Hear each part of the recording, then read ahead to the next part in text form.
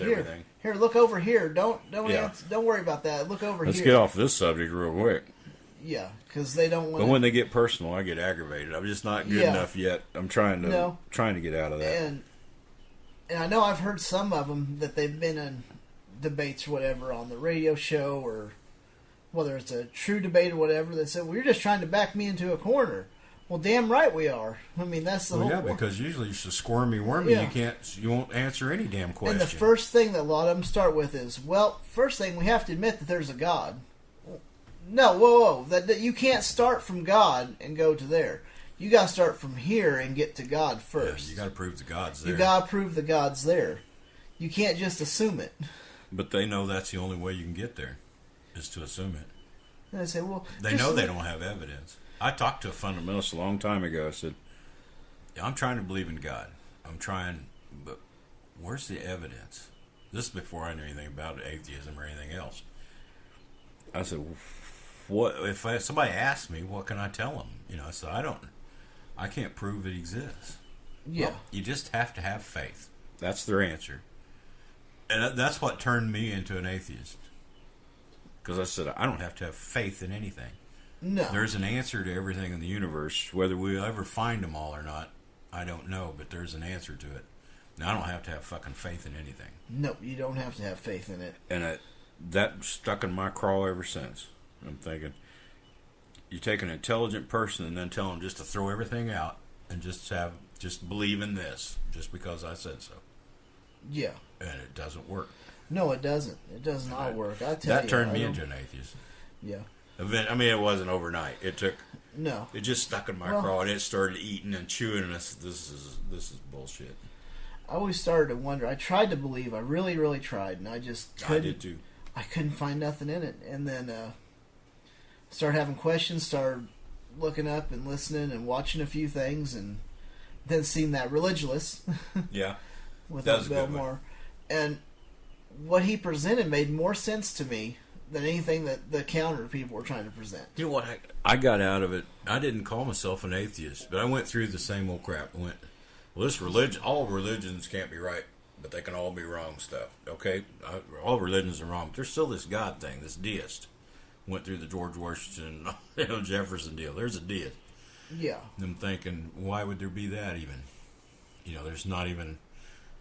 I can't prove it one way or the other, so why believe it until it's provable? And then on Netflix, they had this one guy had a documentary, and he was interviewing atheists. And I started watching that thing, and these guys are saying, I can't believe they're saying this stuff. I was saying, but they're right. Yeah. I just never heard an atheist talk before. Yeah, I guess. And it was different ones. I guess Dawkins. That was the first time I ever saw Dawkins. Never heard of him. There's Richard Dawkins. There were several. The Four Horsemen was one of them. And yeah, you're going to say, well, who's all them? And I can't remember all their names. Dawkins and Dennett, and Harris and Hitchens.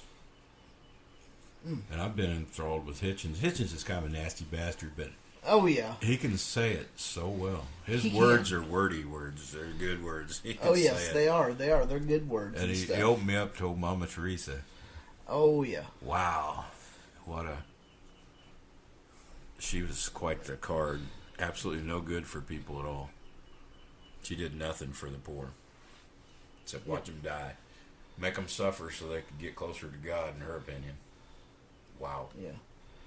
Like I said, after seeing Religulous and having the questions and started looking stuff up and listening to more of it, it really, I went through the stages like, well, okay, there's, you said, like a deist or as agnostic, like, well, there could be, but there might not be. I don't know. Still got a little agnostic in me, but there's not there. Yeah, really, in my heart, if you're going to talk about that way, I don't believe it's there. I can't prove it out and out. I don't have all the evidence of the universe. We don't even know how the universe started, so I can't say absolutely, but I don't think they'll ever find any evidence for it. No. I'm afraid not. So I'm afraid these apologists are just their mind's already made up. You're not going to change their mind. Yeah. The only thing you can hope to do when you argue with one of them is that somebody overhears it and that makes them wonder. Like, well, wait a minute, this guy's making sense. Yeah. More sense than this guy. Yeah. Maybe I need to research this a little bit more. So, because guess that's one thing I've heard Dillahunty and all them talk about. Say, well, when I debate somebody, it's not because I'm trying to change their mind. It's because I'm presenting the argument and maybe somebody overhears it, and then that opens them up to something else. I think... And that makes sense. That William Lane Craig has presented that cosmological argument for years. Oh, shit. I don't know that he does much anymore because it's been pointed out so many times that you just have to make these leaps of faith in it that he's not proven a damn thing. No. He's just, you have to agree. Now do you agree with that? And there's nothing proof there. It's just nothing happens without a cause. Isn't that right? Well, I can't think of anything that didn't happen without a cause. So. Yeah. So he's saying the universe had to have a cause. So nothing can't make nothing, so there had to be a God. It just jumps. It's got just jumps. God. They just fill in the gaps. And if the God of the gaps thing. If you're taken with his charisma and the moment, and your education level may not be quite into science and all, you're shaking your head, yeah, that's right. And it's a Christian God, and I'm going to tell you why. He's got you then. Yeah. But there's no reason for it to be the Christian God. No. You made a faith that some God started the universe. Well, why do you say it's a Christian God? Because it could have been the India's God, or the Sumerians' God, or the Romans' gods, or the Greeks' gods, or any other number of fucking gods. Yeah. The Mayans, Yeah. So that's where he gets it. Then he loses the whole point of the thing, saying his religion's right and everybody else's is wrong. Yep. But as for me, I don't debate people. I just trying to think of how to explain it. I don't know that I could handle that interaction very well. Yeah. I mean, I'm not sure that I'm smart enough to, counterbalance everything. I could think of a million things to say afterwards, but I wouldn't be able to say anything. But during that, I'd be like, well, fuck you then. You fucking idiot. I don't give a fuck. I got you. That's what happened to me. Then my afterwards, mind I was goes like, blank set here. It's like, well, shit, why didn't I say that? That would have made more sense than saying fuck you.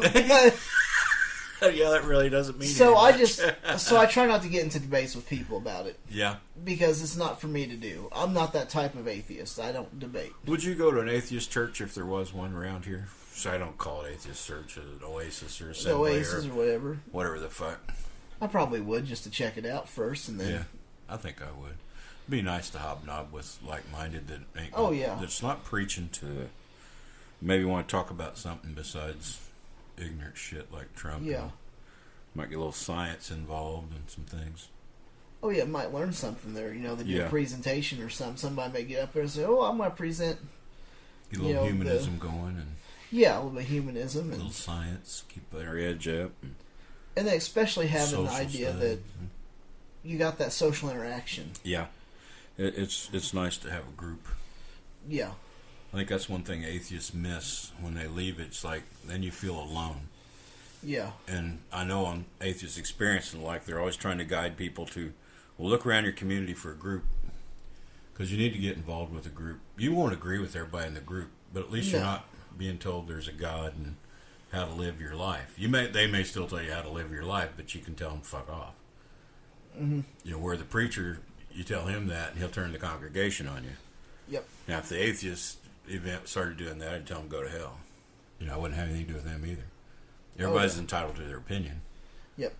So, whatever. Some of us don't have very good opinions. I don't. No. I try. I'm trying to learn. I try, but yeah. I think if there was one, I'd want to check it out because I think that social interaction would be great to be with like-minded people. I do too. Sometimes it does feel a little lonely. You never know. Might see somebody that like, oh well, shit, I didn't know. Yeah. Hell, we could have been talking a long time ago. We could have talked a long time ago. Well, everybody else is at church. We could have. No, I don't like to get up early on Sunday. No. If I don't have to, that's I don't. A lot of them have their Oasis this Sunday morning. Yeah, I guess it's that. Not, but I wouldn't have it till 11. Yeah, I wouldn't have it till then. 11 to 12, and then once a month a potluck or something like that. Everybody brings something in to have lunch. If you wanted, everybody brings something in, have a lunch. Yeah. Screw the apologism. Yep. It's Seitan Brukenkate is the worst. Oh, yeah. Because more or less his thing is, well, I know because I believe in God, and he's in your heart, you just deny him, and you can't know anything without God, and that's it.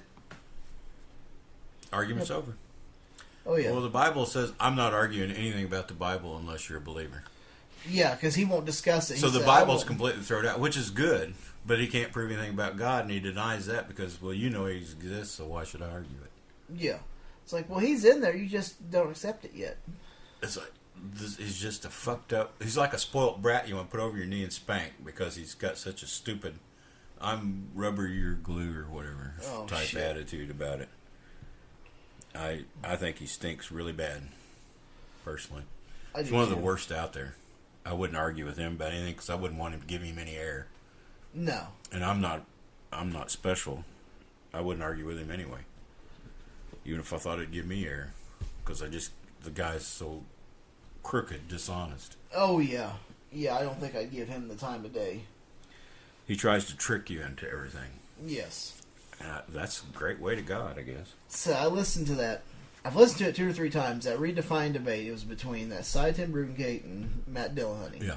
It's a good debate, but there's a lot of shit that's on this. Whoop, it's over my head, and I'm like, what the fuck are they even talking about? Well, getting into the philosophy and then absolutes and all that shit. I was like, oh, well, fuck. I said, you guys... And I've tried listening to it a couple of times. You know, I've listened through it, and I'm like, okay, maybe I'll understand if I listen to it a couple more times. Well, some of it still... Cy's point would be that none of these absolutes mean anything without God to uphold them. God made them. He made them that way, and that's why they're... No. You're just asserting something on top of what's already true. Yes. There is no God behind it. It just is a truth. It's something we've found to be true, in all ways so far. It's never been disproven. Yep. Whatever. I don't know. These apologist people suck. Yeah, I That's think it's a real shitty way to make a living. Yeah, it is. Was that one Hogan? Got out of prison. Doc Dino. Oh, yeah. I can't think of his name. Hogan was it? Was no, it doesn't matter. No. He's a terrible one. Him and his son both. Yeah. Well, his son was hooked up with Cy-10 there for a while. You don't hear much out of him anymore. Since his daddy got out of prison. Hogan, yeah. Hogan. Yeah, that sounds right. Yeah. But since his daddy got out of prison, I don't see anything out of his boy. No, I don't either. I don't see much out of him. Unless they've gotten deeper into YouTube, I don't see any of their shit anymore. I don't look for it. Yeah, I don't go out and intentionally look for it, so. Well, that's about all I got to say about the apologists. They suck. Yeah, no, it's hard to argue with an apologist because, like I say, they already know it. They know it. And they're just going to explain everything away any way they can. Most of them allow themselves to use any reason they can find, not reason, but any excuse they can find for why the Bible would say something. Well, you didn't live then. That meant something else then. They'll go whatever it takes to say that it's okay. Whatever to manipulate it to make it sound the way they want it to sound. Doesn't matter if you believe it or not. They're going to say it, and they think by wording it, it makes it okay. Yeah. Fuck them. Pretty much. Very dishonest. Very, very dishonest. But anyways, go ahead. But yeah, I think that's all I've got to say about him. I mean, I really don't have much else. I think he's getting ready to announce our next segment. Well, the next segment, I guess it'll be our religious tools of the week. Yep. Tools of the week, I guess is what I should say. I gave you a shitty segue, didn't I? That's all right. But no, I think it's about time for them. We got 3 of them today. We picked 3 of them out of all of them. Millions. Seems There's like. so many. So many. But yeah, I think we'll start with, Ted Cruz's dad's back in. Yeah, hard to understand, but he's there. And, Desi Arnaz. Yeah. That's from Cuba. Yeah. Cuba.